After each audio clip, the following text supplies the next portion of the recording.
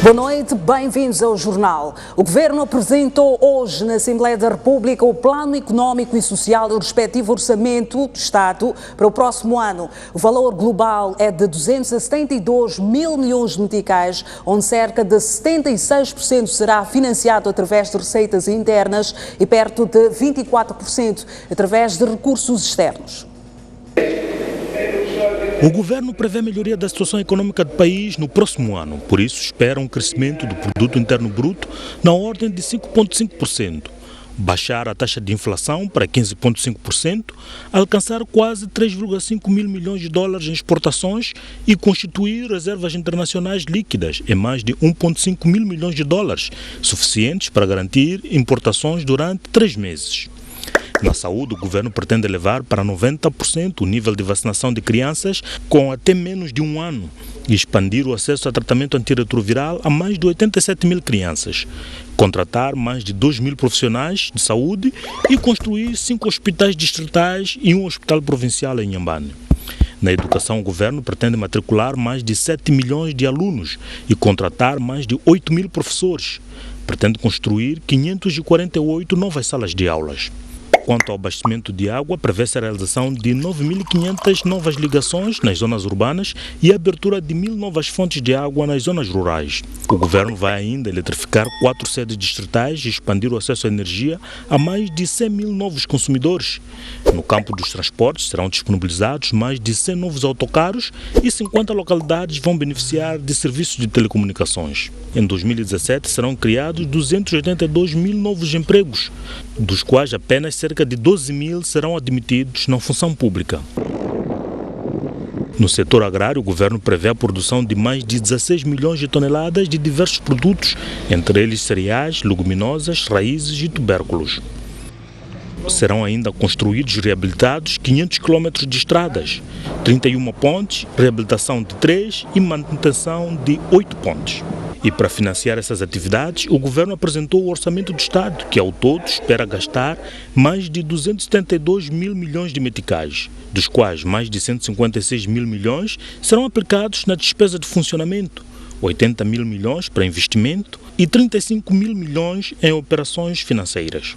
Em termos de setores econômicos e sociais, o orçamento de 2017 está dividido da seguinte forma: a educação com 23%, saúde 10,1%, infraestruturas 17,7%, agricultura e desenvolvimento rural 8,7%, sistema judicial 1,5%, transportes e comunicações 4,3%, ação social e trabalho 3,6%. No total, estas áreas consomem 68,8% do orçamento do Estado. 76,2% deste orçamento será financiado através das receitas internas, sendo que 68,4% pelas receitas do Estado, 7,8% através do crédito interno. Em apenas 23,8% o orçamento será financiado através de recursos externos, sendo que 5,2% será através de donativos e 18,7% de empréstimos. Importa ressaltar que o governo não espera receber qualquer tipo de apoio externo ao Orçamento do Estado de 2017. O Ministro da Economia e Finanças considera que é possível começar a reestruturar ainda este ano as dívidas da MAM e Proíndicos, apesar dos credores considerarem um sonho difícil de realizar. Falando hoje na sessão do Parlamento, Adriano Maliana disse não ter informação formal sobre tal impossibilidade. Não há discriminação em esta ou aquela dívida. É tudo aquilo que o Estado assumiu, essa dívida tem que ser tratada. E a forma de tratar é aquela que estou a explicar, que expliquei também em Londres, explico aqui, que depende das capacidades que nós temos para fazer o trabalho da dívida, e se as condições não estiverem em condições, então temos que falar com os credores para ver como é que, do pouco que nós temos, vamos resolver de uma forma, portanto, justa para todos os credores. Os credores já disseram que este ano será impossível renegociar essas dívidas. Concorda com esta? A mim não me disseram formalmente, mas a opinião dos credores, nós estamos em processo de conversa e negociação com eles. Nós temos assessores que estão a trabalhar nessa dívida, a empresa Lazard e depois a White Case estão a trabalhar nisso. Formalmente, cada um vai dando a sua opinião, mas nós estamos a aguardar. Nós acreditamos que eles vão conversar com os nossos assessores e nós vamos ter a resposta em função daquilo que os assessores disseram. Tem que ser. A resposta tem que ser assim, não é? Obrigado. O Ministro das Finanças falava sobre a possibilidade de renegociação da dívida da MAM e Proíndicos à margem da sessão do Parlamento. O Primeiro-Ministro diz que 2017 continuará a ser um ano de resgate de confiança junto dos parceiros internacionais. Carlos Agostinho do Rosário, que falava hoje no Parlamento durante a apresentação do Plano Económico, Social e Orçamento do Estado para 2017, está confiante na retoma da economia para o próximo ano. O primeiro-ministro começou por reconhecer que 2016 foi um ano muito difícil para todos. Mas desde outubro, e fruto das medidas tomadas pelo governo, há sinais de recuperação e que 2017 pode vir a ser um ano bom. A taxa de câmbio, que havia atingido até outubro do corrente ano cerca de 80 meticais por dólar americano, recuou para 73 meticais na primeira semana do mês em curso. As reservas internacionais líquidas registraram, no período de outubro até a primeira semana de dezembro corrente, um aumento de 60 milhões de dólares norte-americanos, determinado em grande medida pela venda de divisas efetuada pelos bancos comerciais ao Banco de Moçambique. Mas não só. As decisões tomadas em torno do negócio de gás e petróleo podem melhorar a vida dos moçambicanos a partir do próximo ano. Início das negociações com o FMI para o estabelecimento de um novo programa de assistência financeira ao país. Fase conclusiva do processo negocial dos instrumentos jurídicos necessários para viabilizar a implementação dos projetos de liquefação do gás natural na bacia do Rovuma e a assinatura do contrato de compra e venda do gás natural líquido do projeto Coral do Sul na bacia do Rovuma. O arranque do projeto Coral Sul em 2017 assegura que a comercialização do gás natural liquefeito inicie dentro do cronograma previsto, o que colocará Moçambique no mapa dos países exportadores do gás liquefeito. Mas há outras medidas a serem tomadas para consolidar estas perspectivas. Alcance da paz efetiva e duradoura, base indispensável para o crescimento sustentável da nossa economia. Aposta nas 4 áreas de concentração e catalisadoras da operacionalização do programa quinquenal do Governo, nomeadamente a agricultura, energia, turismo e infraestruturas. O primeiro-ministro falava no Parlamento na apresentação do Plano Económico e Social e Orçamento do Estado para 2017. As bancadas parlamentares divergem em relação ao Plano Económico e Social e o respectivo Orçamento do Estado para 2017. A Frelimo recomenda a sua aprovação, enquanto os partidos da oposição prometem chumbá-los por considerar que os documentos vão perpetuar a pobreza no país.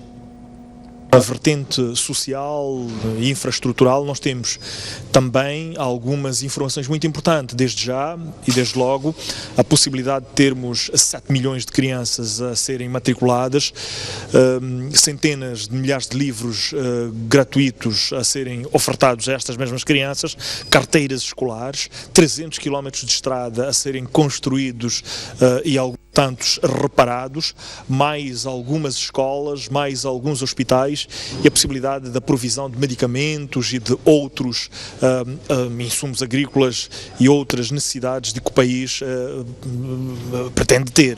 É um orçamento que, portanto, terá grandes restrições e, por assim dizer, vai promover, aprofundar, afundar a esperança do povo moçambicano, porque há cortes profundos no orçamento do setor de saúde.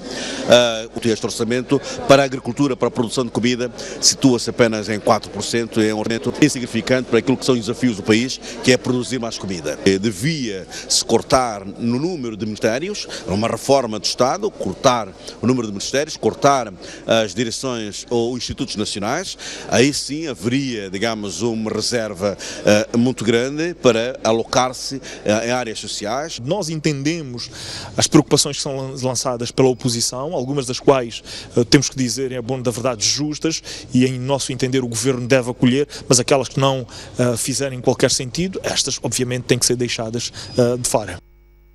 Filipe News exige maior dinamização do turismo no país, de modo a revitalizar a economia. O Presidente da República diz que não se justifica que Moçambique não seja uma potência turística, dispondo de tantos recursos para tal. O Presidente da República convidou esta quarta-feira para o seu gabinete de trabalho operadores turísticos para refletir sobre o desenvolvimento deste setor no país. Dados do Ministério da Cultura e Turismo revelam que Moçambique tem um índice de competitividade econômica abaixo do desejado e que o turismo jogaria um papel fundamental para reverter o cenário. Para Filipe News, não se justifica que Moçambique não seja uma referência turística, dado o potencial de praias e paisagens de que dispõe. Eu não me sinto bem ser presidente de um país no lugar 11, lugar 120, que não dignifica os moçambicanos. Por isso mesmo que não queremos perder o foco da agenda, da existência como um povo. O Presidente da República diz que os operadores turísticos devem firmar parcerias para poderem revitalizar o setor. Na qualidade dos que fazem o turismo, dos que compreendem o turismo, gostam do turismo, nós convidamos para podermos trocarmos impressões, e alguns são intervenientes e diretos e indiretos nesse processo de turismo, para trocarmos impressões sobre o que fazer para que o país seja de facto turístico. Participaram do encontro de reflexão sobre o turismo cerca de 30 personalidades, entre antigos dirigentes do setor do turismo, representantes de instituições privadas e públicas, além de académicos. Um delegado da Renamo foi raptado na última segunda-feira em Angônia, na província de Tete. A informação foi avançada hoje pelo secretário-geral Manuel Bissopo num seminário de capacitação de quadros daquele partido. O seminário, que junta membros da Renamo provenientes de todas as províncias do país, tem por objetivo capacitar os quadros em matérias de gestão de base de dados. Entretanto, Manuel Bissopo, secretário-geral do partido, aproveitou a ocasião para denunciar o rapto de um delegado do seu partido e diz que membros da Renamo continuam a ser perseguidos. Há 2 dias em Angônia, em Tete, sequestraram o nosso delegado. Os delegados políticos de Manica, de Sofala, assim como de Inhambane, não podem mostrar a cara sob pena de serem raptados e assassinados, entre outros quadros que não podem mostrar cara. Isto acontece à luz do dia. Bissopo falou também do diálogo que decorre na comissão mista e diz que a Renamo espera bons resultados ainda este ano. E a nossa expectativa é que no breve espaço de tempo tenhamos solução desta crise, desta diferença.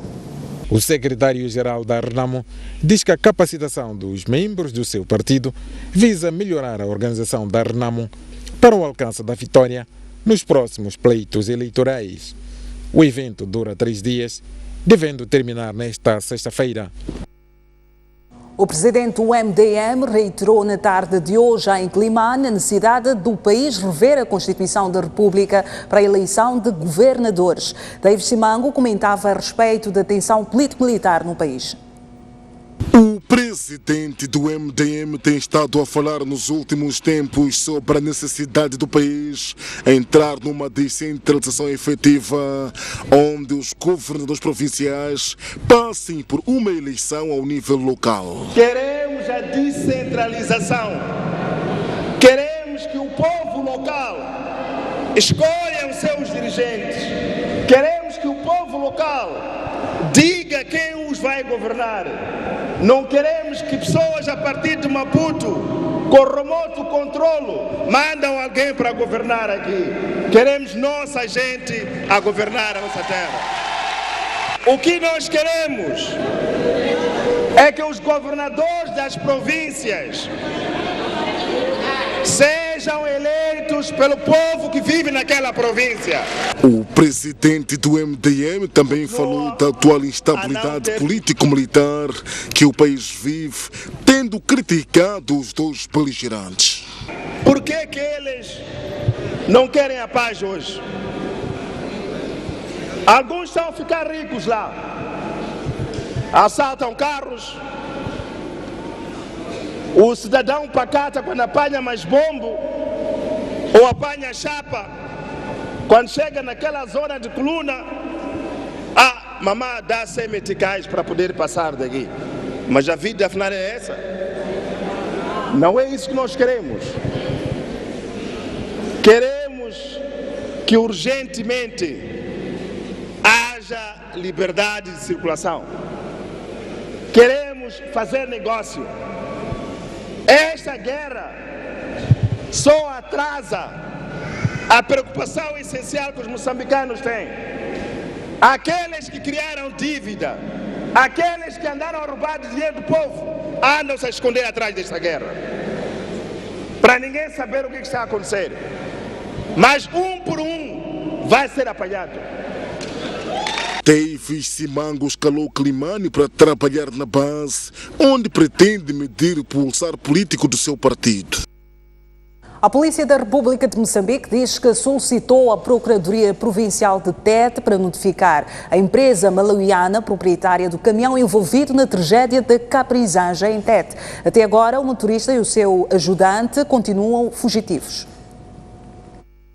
Depois da tragédia, as autoridades policiais dizem estar a intensificar as investigações para neutralizar as pessoas responsáveis pelo desvio do caminhão até o local da tragédia. Mas, dado o silêncio da empresa malauiana, dona do caminhão cisterna, a polícia afirma ter decidido solicitar à Procuradoria Provincial de Tete para notificar a firma para esclarecimento. Os dois indivíduos, neste caso os dois motoristas, continuam ainda a monte. Foram apreendidas 2 cabines de marca Mercedes-Benz e uma carcaça Toyota Daina queimada. Esses bens se encontram nas mãos da polícia em Moatize. A Polícia da República de Moçambique levantou um auto que foi remetido à Procuradoria Provincial de Tete para os procedimentos legais, com vista à notificação da empresa, a qual até o momento não apareceu ninguém a reclamar ou a apresentar queixa em relação aos 2 caminhões. Para apurar o nível das investigações, o Comando-Geral da PRM escalou na semana passada o local da tragédia em Tete, tendo apelado aos líderes locais a serem mais vigilantes. Sempre que vocês verificarem um movimento estranho, por favor, aproximem e denunciem. Porque se isso tivesse acontecido, se calhar não teríamos chegado até ao extremo. A tragédia de Caprizage, que aconteceu há 4 semanas na sequência do roubo de gasolina num caminhão cisterna, resultou na morte de mais de 100 pessoas e queimaduras em outras dezenas, cuja maioria ainda está hospitalizada. 154 mil novos casos de tuberculose foram detectados no país no ano passado. E para reduzir este número elevado de doentes, foi lançado hoje um programa de combate à tuberculose e reforço do sistema de saúde em 4 países da África Austral. A tuberculose é um problema de saúde pública mundial que em 2015 matou mais de 4 mil pessoas por dia em todo o mundo. Na África Austral, são detectados mais de 900 mil casos por ano. A doença também é um problema em Moçambique, que está na lista dos 30 países com altos índices de tuberculose. Só no ano passado foram detectados mais de 150 mil novos casos. Estima-se que em 2015 tenham ocorrido em Moçambique 154 mil novos casos de tuberculose. Não obstante os esforços empreendidos pelo governo e parceiros, 6 em cada 10 casos de tuberculose permanecem não detectados. É para construir uma resposta regional eficaz para enfrentar a tuberculose e outras doenças pulmonares que, em representação do Primeiro-Ministro, o Ministro dos Negócios Estrangeiros lançou esta quarta-feira uma iniciativa que vai beneficiar as pessoas afetadas pela tuberculose em Moçambique, Malawi, Zâmbia e Lesoto. Esta importante iniciativa regional é necessária para impulsionar o compromisso político de uma transformação fundamental da prestação e financiamento do controle da tuberculose e dos sistemas de saúde ao nível de cada um dos países participantes. O programa tem a duração de 5 anos e é apoiado pelo Banco Mundial e organizações da sociedade civil na área de saúde dos países beneficiários. Os mineiros e os doentes de HIV e SIDA são os mais vulneráveis à doença. Em 2015, dos cerca de 2,7 milhões de casos, 750 mil foram notificados no setor mineiro, na África Austral. A iniciativa tem como lema Unidos para acabar com a tuberculose. Vamos fazer uma breve pausa, voltamos já a seguir com mais informação. Até já.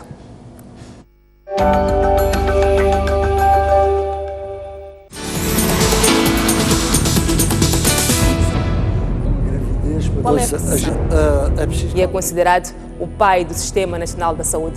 Falo-vos do Dr. Hélder Martins, que é nosso convidado. Qual é o problema de fundo que faz com que a desnutrição continue sendo um problema gravíssimo, como disse há pouco, no país? Não se afetam os recursos necessários para que aquilo funcione, então não funciona nada. Sou fundador da Frelimo, já era membro da Danamo antes da Frelimo. Samora Machel, ele sublinhou o caráter de integridade moral, ética, governativa que Samora Machel tinha e que incutia a todos os membros do seu governo e, através deles, a todos os níveis da administração pública. Um médico que faz operações e começa a ter as mãos trêmulas, uma questão de bom senso, com legislação ou sem legislação, continua a operar? Ouça, é preciso que alguém queixe dele.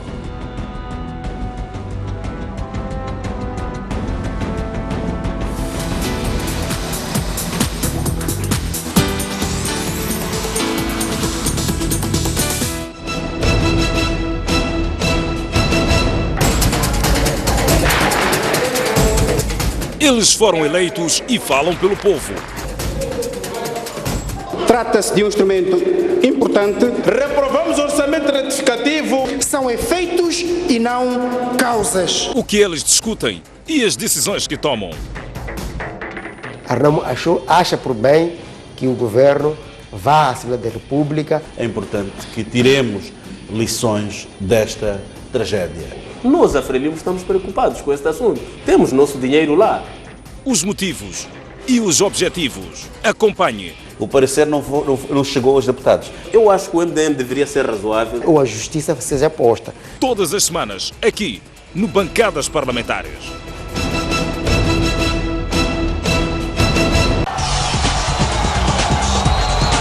Domingo, você acompanha as principais incidências do final de semana desportivo. A arte e magia das estrelas. A festa e emoção. O registro dos momentos mais marcantes do desporto moçambicano. Ganhar, ganhar e ganhar.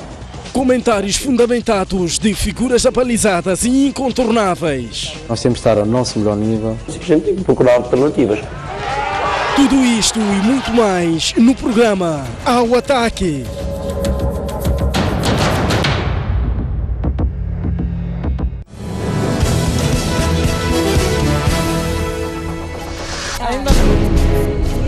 À quarta-feira, às 23 horas, o Aventura Município junta-se a 3 grandes mulheres da sociedade. Gera-se tudo, caça-se tudo, para. Visão por revisão. Para colher a visão, a voz e análise. E como é que interpreta este sinal? Sob perspectiva feminina de diversos assuntos na ordem do dia. O que a Renamo está a fazer é uma afronta ao Estado. É preciso cantar muito alto, bem. E que esse bem seja real. A arma e a guerra não são a forma de resolver os nossos problemas como cidadãos. Estão-se a manchar, vocês. Não há ninguém que vai tapar o sol. Os processos são dinâmicos das revoluções.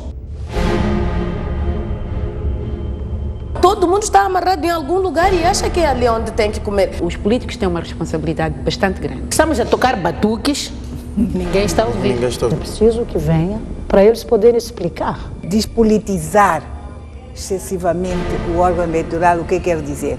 Opinião no feminino.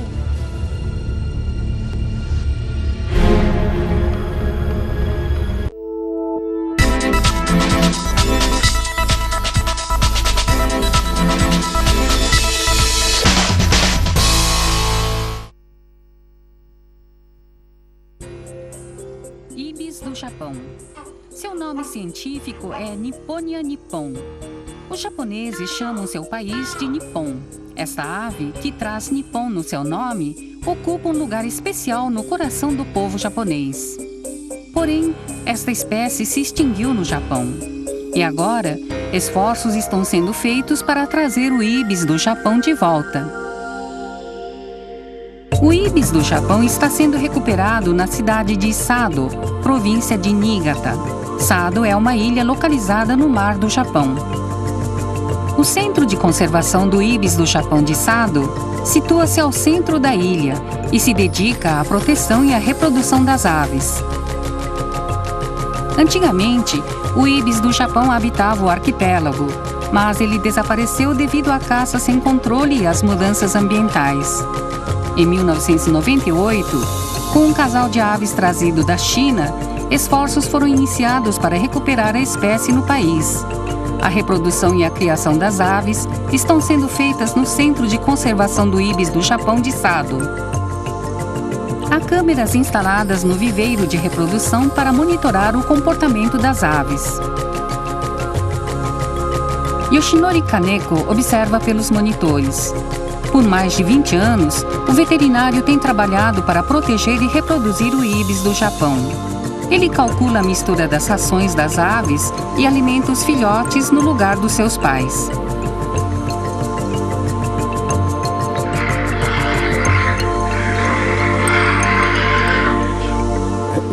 Ele diz: a principal meta é procriar os ibis do Japão e reintroduzi-los à natureza.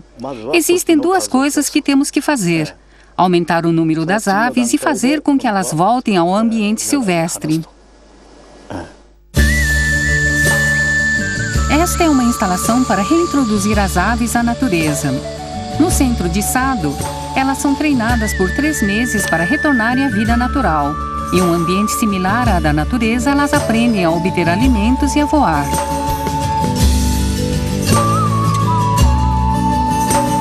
As aves que completam o treinamento são soltas. Até 2013, aproximadamente 80 ibis do Japão já estão vivendo na natureza.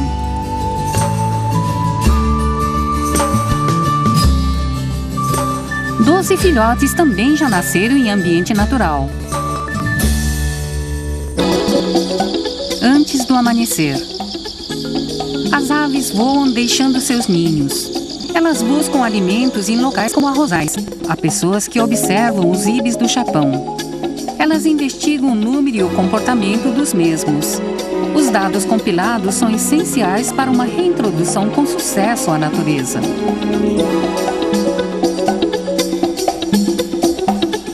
Os passos de reintrodução são também tomados nos arrozais onde os ibis se alimentam. O fluxo de água cria um habitat propício para as criaturas que lhes servem de alimento.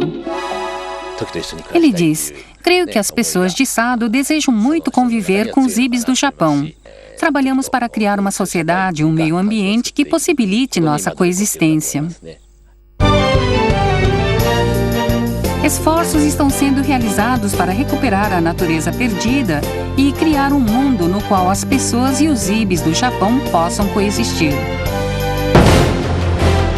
Um país sem história é um país sem futuro. Um mundo sem referências é um mundo sem norte. Um país sem cultura é um país sem identidade. Um país sem ídolos é um país sem referências.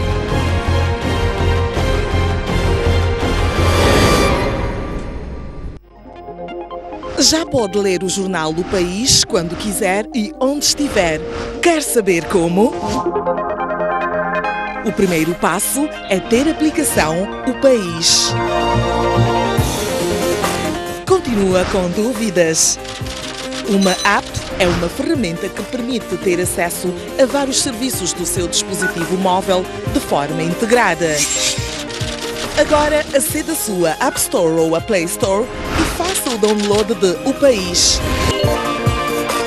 Dessa forma, poderá aceder a uma versão digital do jornal. Assim, não deixe de acompanhar todas as... A informação no Jornal da Noite. A ativista social Josina Machel diz que o silêncio é uma das principais barreiras na luta contra a violência doméstica. A responsável pelo movimento Culhuca apela à sociedade a dar voz ao combate a todo tipo de privação e violação dos direitos humanos da mulher. Membros da sociedade civil e o movimento Culhuca, em parceria com o Fórum das Rádios Comunitárias, juntaram-se na manhã desta quarta-feira para mais uma campanha de luta contra a violência doméstica. O movimento Culhuca fez então uma parceria para que possamos trabalhar juntos, para podermos trabalhar com as comunidades em direto e podermos levar a cabo e para frente, portanto, a mensagem de que violência não é tolerável, a violência não é aceita, a violência é uma afronta aos direitos humanos das mulheres. Das 16 semanas de ativismo, visa criar oportunidades para que as mulheres vítimas de violência tenham espaço para serem ouvidas. Criarmos a consciência de que violência não é tolerável e depois temos o grande objetivo de criar espaços em que as mulheres possam ser tratadas, possam ser atendidas e possam passar pelo processo de regeneração, possam tratar-se de si próprias e terem aquele carinho que elas precisam e perceberem que, olha, violência não é tolerável. Indivíduos não têm direito de bater, de insultar, de violar e de matar mulheres. Para as vítimas de violência, Josina Machel apela a quebrarem o silêncio como forma de colaborarem no combate contra este crime. O antigo ministro das Finanças disse que as dívidas do Estado, das polémicas, ou seja, para as garantias do Estado, das polémicas dívidas ocultas, foram solicitadas pelos Serviços de Informação e Segurança do Estado. Em declarações à Comissão Parlamentar de Inquérito, Manuel Chang assume que os limites impostos pela Lei Orçamental para a concessão do aval foram ultrapassados. Não ficaremos com mais dívidas. Estas são revelações que constam do relatório de inquérito parlamentar sobre a dívida pública, que esta sexta-feira vai a debate em sessão à porta fechada. Segundo Manuel Chang, a engenharia da constituição e financiamento das 3 empresas é da iniciativa do CIS e o Estado foi apenas chamado para emitir garantias. O que tem a esclarecer é que as empresas são de direito privado, embora com a participação maioritária do Estado. Sendo de direito privado, a sua constituição é decidida pelos acionistas. Foram os acionistas que decidiram procurar financiamento. Tinham tentado fazer o recrutamento do financiamento, não conseguiram sem o aval do Estado. Apareceu o setor, neste caso o promotor, que é o CIS, a solicitar-nos as garantias e foi quando nós demos. O antigo ministro reconheceu que a medida violou os limites estabelecidos por lei, mas justifica que não foi uma atitude deliberada. Na lei orçamental há o valor limite do aval, que infelizmente para este caso nós não cumprimos, disse Chang, destacando que o incumprimento não foi propositado porque partia do princípio de que o aval não era uma dívida e não afetava o orçamento. A atenuante é que este número não prejudica o orçamento, não afeta o déficit orçamental e não afeta nada que o orçamento tenha previsto em termos de despesa por estar ali. Chang falou ainda da falta de comunicação ao FMI sobre os polêmicos financiamentos. Quem obrigava era o credor, mas o credor acabou aceitando avançar sem que esta cláusula tivesse sido cumprida. Se fosse uma condição que estivesse na lei moçambicana, tudo bem, aí tínhamos que respeitar. Mas se é o credor que dizia que temos que comunicar ao FMI e depois ele acaba acionando o financiamento, não vejo a relevância para discutirmos isto neste momento. Sobre a base legal para que a Diretora Nacional do Tesouro assinasse garantias em nome do Estado, Chang disse desconhecer da existência do contrato assinado por ela e não se lembrava se tinha feito credencial para o efeito. Por sua vez, Isaltina Lucas, que a data dos fatos era a diretora nacional do Tesouro, disse à comissão que o que assinou não foi o contrato de garantia, mas sim os termos e condições do contrato. Ana Rita Sitoli considera que foi uma experiência boa o fato do antigo Presidente da República, Armando Guebuza, ter sido chamado pela Comissão Parlamentar do Inquérito às dívidas ocultas. Fátima Mimbir, por sua vez, critica a decisão do Parlamento em discutir o relatório da Comissão do Inquérito à porta fechada. Já a advogada Paula Rocha diz que as explicações de Manuel Chang revelam que houve violação da Constituição da República. O que chama a atenção é a questão do aval e fazer-se uma declaração em que se refere que ao prestarmos um aval não estamos a assumir uma dívida. Ora, qualquer cidadão sabe que vai ao banco contratar um empréstimo e se leva o vizinho ou amigo para ser avalista, automaticamente o vizinho ou amigo está a assumir a responsabilidade juntamente e solidariamente com ele. Portanto, este tipo de declarações perturba um bocado. Fica aqui também uma confusão muito grande, porque em algum momento se diz que se nós tivéssemos informado, haveriam forças que estão contra o desenvolvimento do país, que iriam impedir. Desculpem-me, eu acho que este argumento de mão externa a vida toda tem que terminar. Nós somos um país soberano, o FMI se manda aqui, é porque nós deixamos o FMI mandar. Por que o FMI não manda no Zimbábue?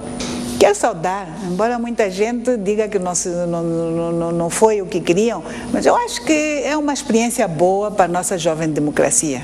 O antigo Presidente da República ter ido ao Parlamento, porque havia também muitos zunzuns, se vai, se não vai, se fica bem, se não fica bem, porque nós também temos este problema. Algo tinha que ser feito. Portanto, esse aspecto fundamental, achei eu um processo muito didático, sui generis ao nosso país. Eu não vejo aqui na região algum país que possa fazer o que aconteceu. Mas eu acho que valeu a pena para Moçambique ver que o antigo presidente, nas competências da Comissão de Inquérito, acabou sendo ouvido em sede da Assembleia da República. Isso dá força ao legislador. O primeiro passo é a Assembleia da República discutir esse assunto à porta aberta. Nós sabemos que na sexta-feira vai ser discutido, mas a portas fechadas. Eu gostaria de manifestar publicamente o meu desagrado por esta notícia, porque eu acho que este é um assunto de interesse nacional. Inclusive, a própria Assembleia da República, num debate aberto, tomou a decisão de criar esta comissão. Então, eu acho que os resultados do trabalho desta comissão devem também ser comunicados, até porque é uma forma de reduzir as assimetrias de informação. Pela experiência que eu tenho, na falta de argumento, infelizmente, entramos no debate de pessoas. Então, infelizmente. Então, eu, na minha humilde experiência, não acho justo fazer isso, porque há quem deve fazer, se caso haja e seja provado que tem que fazê-lo. Não somos nós que vamos ali discutir a vida da Ana Rita, a vida da A, a vida de C, a desviar completamente do assunto para cansarmos mais uma vez o público que nos mandou para lá, não para fazer isso. Porque mesmo em briga de casal, nós não discutimos na rua. Então eu não quero crer que o público queira isso. Vamos agora fazer uma pausa, mas antes as previsões meteorológicas para amanhã. Zona sul do país, Maputo, registra máxima de 35 graus, mínima de 23. Xaixai contará com máxima de 34, mínima de 23. Inhambane com 31, mínima de 23 graus Celsius. No centro, a cidade da Beira registra máxima de 32, mínima de 23. Chimoio contará com 31, mínima de 21. Tete com 31, mínima de 22, Climane com máxima de 33, mínima de 26 graus Celsius. No norte, a cidade de Nampula registra máxima de 34, mínima de 23. Lixinga estará com chuvas fracas e céu nublado, com máxima de 23 graus, mínima de 17. E Pemba com 30 e mínima de 22 graus Celsius.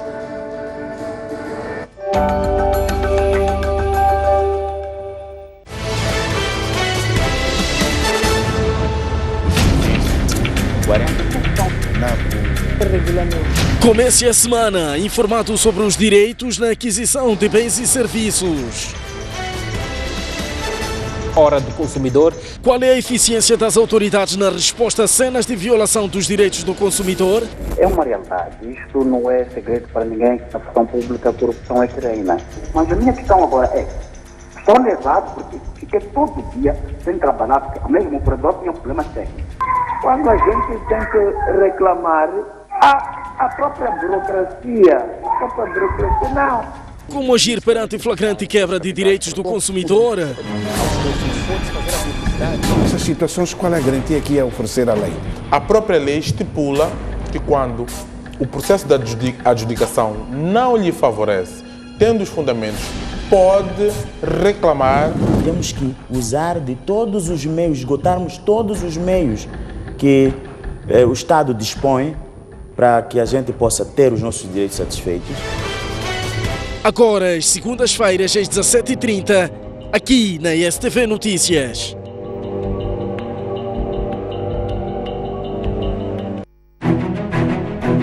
Mais um baú.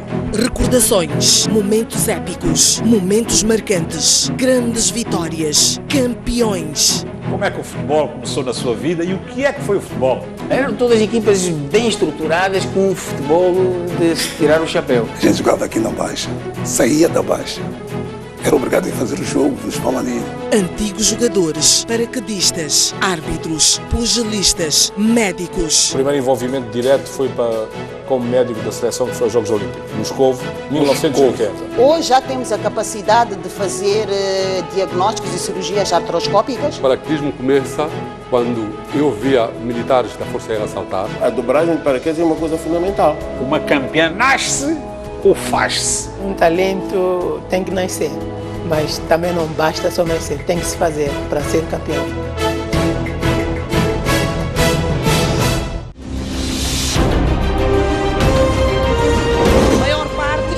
Para novos tempos e novas esperanças.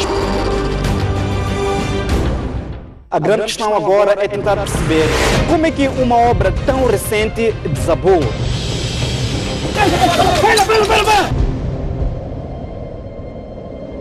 Os animais perdem a luta pela sobrevivência. Garanta a subsistência de milhares de pessoas que vivem no bairro de Ulém. Apesar de todos os episódios de insegurança, as embarcações são a única alternativa para... Nesse terreno pequeno viviam 5 famílias. Apesar, é sempre bom ter um maior cuidado.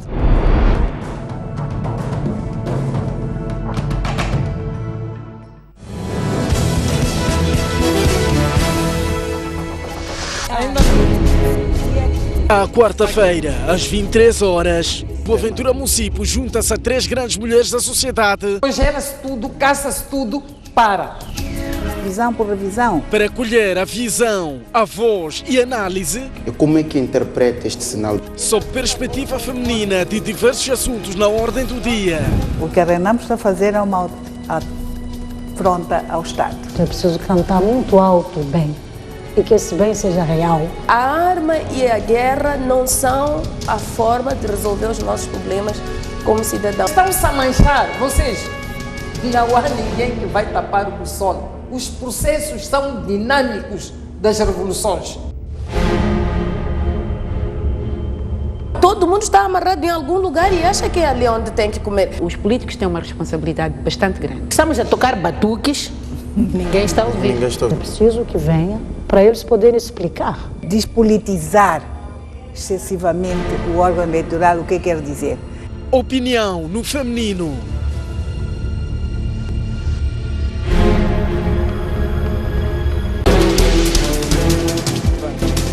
Combate ao crime é a palavra de ordem da chegada do líder da RENAM à cidade portuária de Natal. Tevis Mango deixou ficar as seguintes considerações. A partir da cidade da Beira e com imagens de Manel Chicava. No interior desta viatura seguiam 4 ocupantes. Bairros periféricos das cidades de Maputo e Matola. A alma do magistrado calou-se precisamente neste local. As notícias do país cabem todas aqui. Um país sem história é um país sem futuro. Um país sem cultura é um país sem identidade. Um mundo sem referências é um mundo sem norte. Um país sem ídolos é um país sem referências.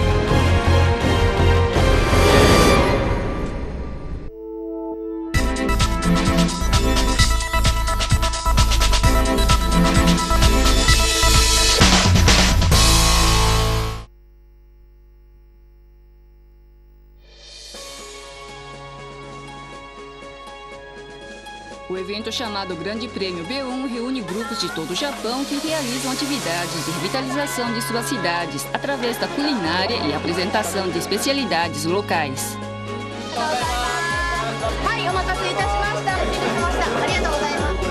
Os visitantes do evento votam no seu grupo favorito colocando seus pauzinhos na caixa, cujo peso determina a classificação de cada grupo.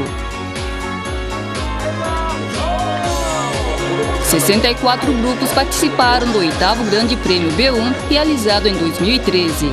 580 mil visitantes lotaram o evento durante os 2 dias de realização. Um dos grupos participantes convida estudantes colegiais a tomarem parte das atividades.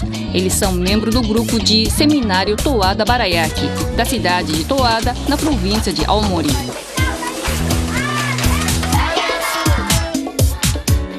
Os estudantes colegiais promovem a cidade de Toada aos visitantes e mantêm uma animada comunicação com eles. Demos uma olhada nas atividades do grupo.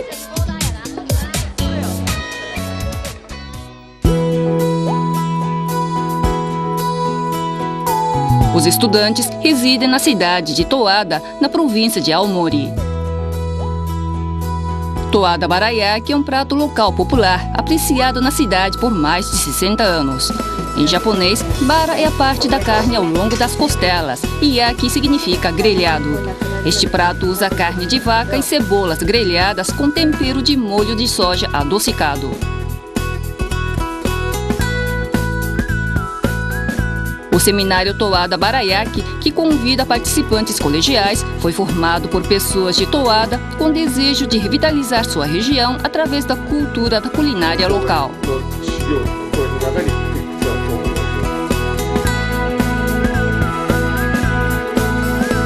Os estudantes são alunos do Colégio Toada Nishi.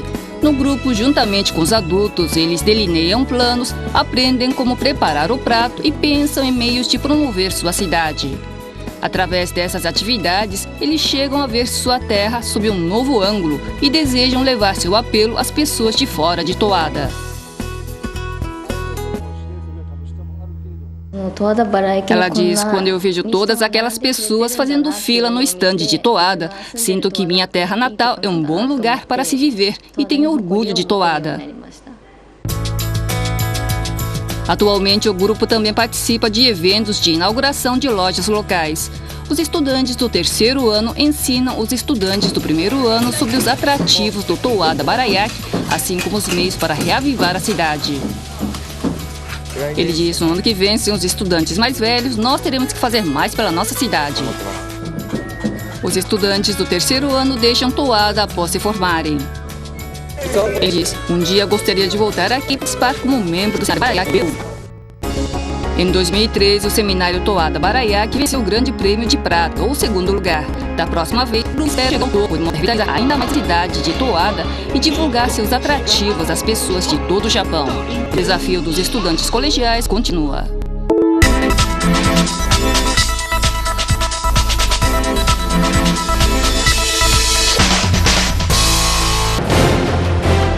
Um país sem cultura é um país sem identidade. O que distingue a STV Notícias é que lhe dá informação isenta, rigorosa e sem filtro.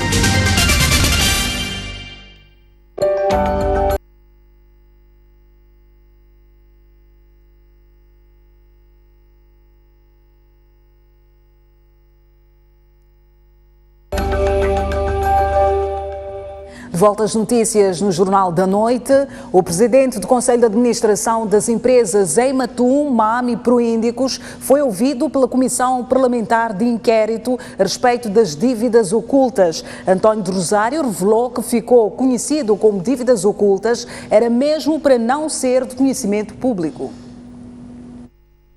Afinal, as dívidas ocultas ou escondidas foram mesmo negociadas para serem ocultas, porque na verdade a pesca do atum não era o principal objetivo da Ematum.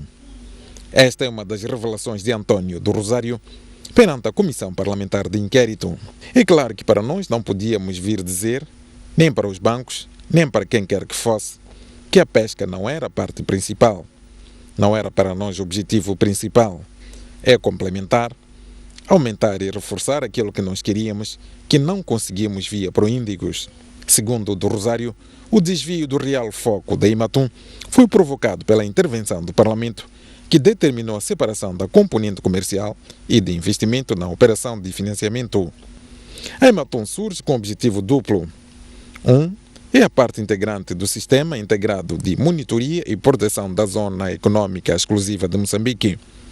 Tem esta componente e tem equipamento para o efeito e tem a parte da pesca.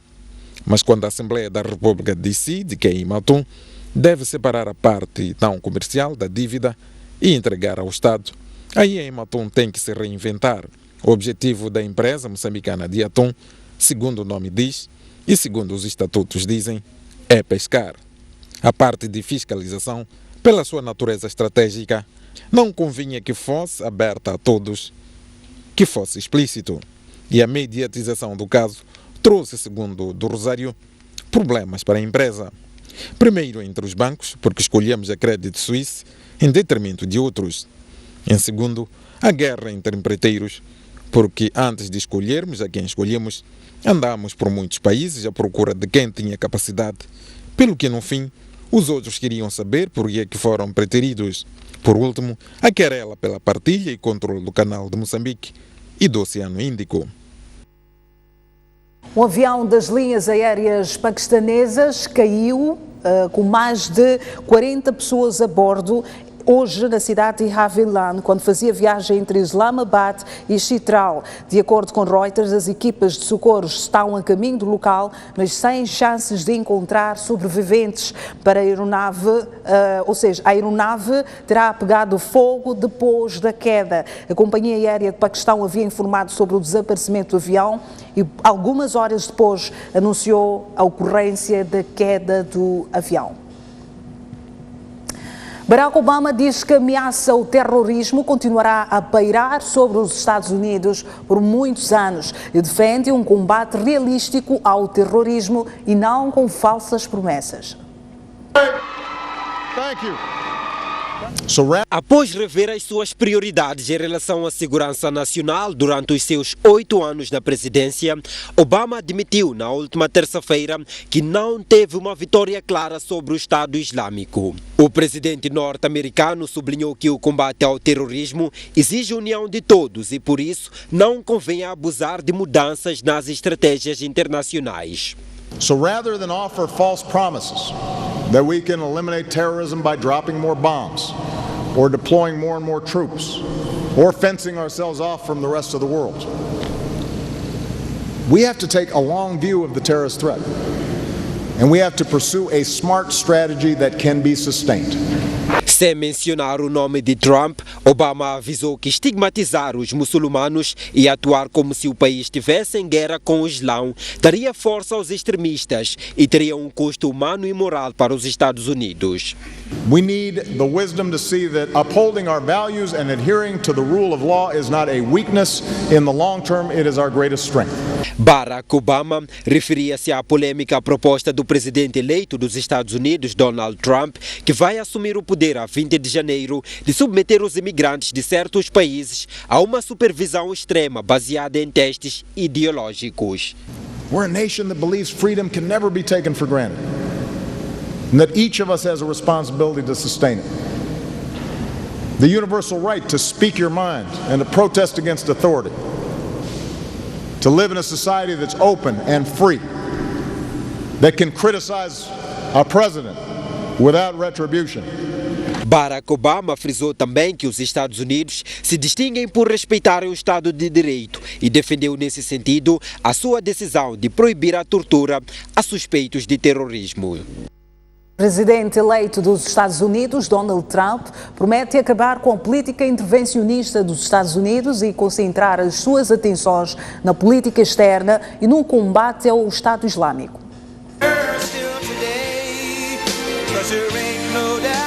Num comício no estado de Carolina do Norte, realizado na última terça-feira, para apresentar o seu secretário de Estado para a Defesa, Matt Dogg, Trump disse que os Estados Unidos não podem mais se envolver no derrube de regimes que mal sabem como funcionam.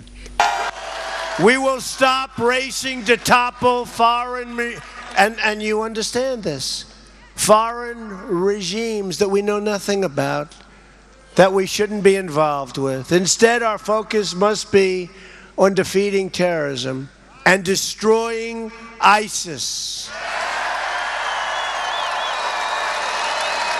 And we will. Any nation that shares these goals will be our partner in this mission. We won't forget it. We want to strengthen all friendships and seek out new friendships. Trump diz que o passado intervencionista dos Estados Unidos deve acabar e servir de lição para o seu governo. Donald Trump diz que vai concentrar as suas ações militares não para parar de agredir, mas sim para a defesa, de tal modo que as armas serão para evitar os conflitos através da força. Rather than a rigid dogma, we're guided by the lessons of history and a desire to promote stability all over, and strength in our land. This destructive cycle of intervention and chaos must finally, folks, come to an end. Come to an end. In short, we seek peace through strength. Numa crítica direta ao mandato de Obama, sobretudo no que diz respeito às intervenções dos Estados Unidos, particularmente na queda de Gaddafi na Líbia, onde o presidente americano já admitiu o erro de não pensar no futuro do país após a intervenção. E na Liga dos Campeões, Benfica perde diante de Nápoles por 2-1, mas garante que vai competir nos oitavos de final. O apuramento ficou resolvido nos primeiros 45 minutos. Não que o Benfica tenha feito muito por isso, até porque o Nápoles esteve sempre quase mais perigoso, mas porque o Dinamo de Kiev chegou ao intervalo a golear 4-0 ao Besiktas. O resultado dava a qualificação a Benfica e Nápoles, restava saber quem seria o primeiro classificado. Foi no segundo tempo que surgiram os golos. Aos 60 minutos, foi Callejon a surgir isolado pela zona central, nas costas da defesa, e a finalizar com classe. Aos 79 minutos, foi Dries Mertens a aproveitar o adormecimento coletivo dos encarnados para tirar Luizão do lance e rematar de forma cirúrgica ao primeiro poste. Sem ser nunca capaz de ligar o jogo, o melhor que o Benfica conseguiu foi aproveitar um erro de palmatória de Raúl Albiol. O espanhol não dominou a bola na perfeição e permitiu que Jiménez se isolasse, com o mexicano a rematar com eficácia, só com um guarda-redes pela frente, aos 88 minutos. Assim, o Benfica acompanha os também apurados Atlético de Madrid, Barcelona, Nápoles, Arsenal, Bayern de Munique, Manchester City e PSG. Para esta quarta-feira estão agendados mais 8 jogos que ditarão as restantes equipas que vão ao sorteio esta sexta-feira, nomeadamente Bayer Leverkusen, Mônaco, Tottenham e CSKA pelo grupo E, Real Madrid e Dortmund, e Legia de Varsóvia, Sporting de Portugal pelo grupo F, Futebol Clube de Porto e Leicester e Clube Bruges e Copenhaga pelo grupo G, Lyon e Sevilha e Juventus Dinamo de Zagreb pelo grupo H. É o fim do jornal de hoje. Obrigada pela audiência. Nós voltamos amanhã com mais informação. Boa noite e até amanhã.